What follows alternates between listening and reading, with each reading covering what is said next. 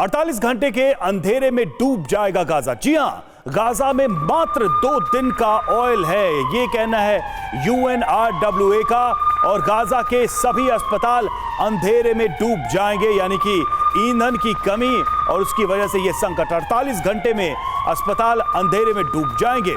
Gaza में मात्र 2 दिन का ऑयल बचा है। UNRWA के हवाले से यह दावा किया गया है। गाजा के सभी अस्पताल अंधेरे में डूब जाएंगे, वहां पर चिकित्सा व्यवस्था को मेंटेन करना मुश्किल हो जाएगा, असंभव हो जाएगा।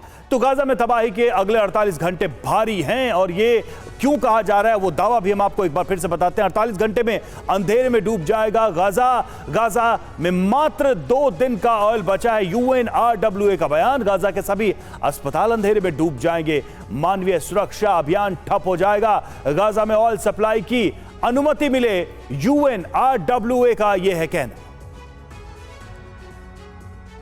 अगली बड़ी खबर का रुख करेंगे। तुलकर्म कैंप में इजरायली सेना का हमला। बड़ी ब्रेकिंग न्यूज, इजरायली सेना ने एक घर को बम से उड़ाया। हमले में 6 हमास समर्थक घायल। IDF का इजरायली सेना का ऑपरेशन लगातार जारी है, और ये जो तस्वीरें हैं वो तस्वीरें आई हैं तुलकर्म कैंप की, जहां पर इजरायली सेना ने हमला किया है। इजरायली सेना ने एक घर को बम से उड़ाया। हमले में 6 हमास समर्थक घायल हुए हैं, ये जानकारी सामने आई। और यरूशलेम में एक संदिग्ध गिरफ्तार हुआ है। कलिंदिया शिविर के कैफे से युवक की गिरफ्तारी हुई है। तो एक तरफ स्ट्राइक चल रही है, एक तरफ हमले चल रहे हैं, वहीं दूसरी तरफ संदिग्ध लोगों की गिरफ्तारी भी IDF की तरफ से की जा रही है।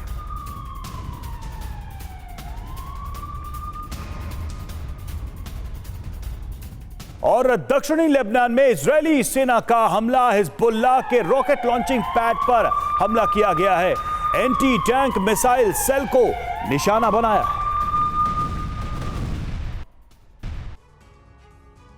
तो लेबनान के मोर्चे पर इजरायल को कड़ी चुनौती मिल रही है। जल्दी से नजर डालते हैं ये चुनौतियां किस तरह की है। हिजबुल्लाह के साथ चौतरफा युद्ध का खतरा बढ़ चुका है। लेबनान सीमा पर हिजबुल्लाह IDF के बीच हमले तेज हुए हैं। यारून में इजरायल लेबनान के बीच जंग छिड़ चुकी है, और हमले में खतरनाक हथियारों का इस्तेमाल किया जा रहा है। सीमा के दोनों ओर मरने वालों की संख्या भी बढ़ी है। इस दौरान लेबनान सीमा के 50 किलोमीटर अंदर तक हमले हुए। हिजबुल्लाह ने एंटी टैंक मिसाइल को मैदान में उतार दिया है, और वॉल स्ट्रीट जर्नल की रिपोर्ट से ये दावे किए जा रहे हैं। ये जंग किस तरीके से हिजबुल्लाह और IDF के बीच बढ़ती जा रही है। गाजा से बड़ा वॉर फ्रंट बनने की ओर लेबनान बॉर्डर नजर आ रहा है। और देखिए, लेबनान बॉर्डर पर IDF ने पूरी ताकत लगा दी है। लेबनान बॉर्डर पर IDF ने सैन्य तैनाती बढ़ाई है। Air defence system, fighter jets भी तैनात किए हैं। तो बड़ा सवाल यह है कि क्या ईरान के इशारे पर हिजबुल्लाह ने हमले तेज कर दिए हैं?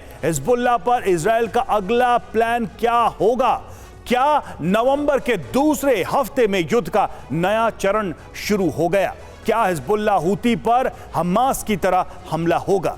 और क्या यमन लेबनान से इजरायल की सीधी जंग होगी, सीधी टक्कर होगी? ये अहम सवाल इसके बाद से आ गए हैं सामने। और देखिए, लेबनान में इजरायल का पलटवार भी देखने को मिल रहा है। इजरायली वायुसेना ने ये हमले किए हैं। बड़ी खबर ये भी सामने आ रही है, लेबनान में कार्रवाई भी लगातार चल रही है इजरायल की तरफ से, और इजरायली एयरफोर्स ने ये हमले किए हैं। लड़ाकू विमानों ने बम गिराए हैं। हिजबुल्लाह का कमांड सेंटर तबाह हो गया है।